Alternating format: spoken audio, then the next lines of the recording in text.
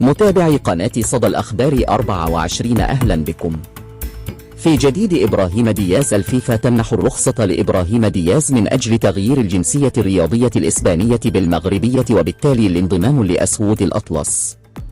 ومن المتوقع انضمام إبراهيم دياز لمعسكر الأسود الاستعدادي والذي سيقام بالمعمورة في 18 من مارس الجاري.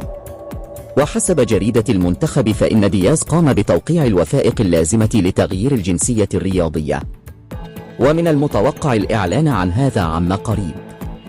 وحسب ذات المصدر فإن دياز أنهى كل الإجراءات من أجل الالتحاق بالمنتخب المغربي.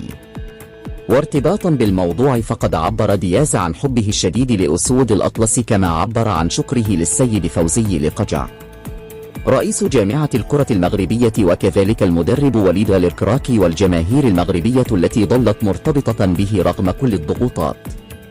نهاية الموجز، لا تنسى الاشتراك وتفعيل جرس التنبيهات. إلى اللقاء.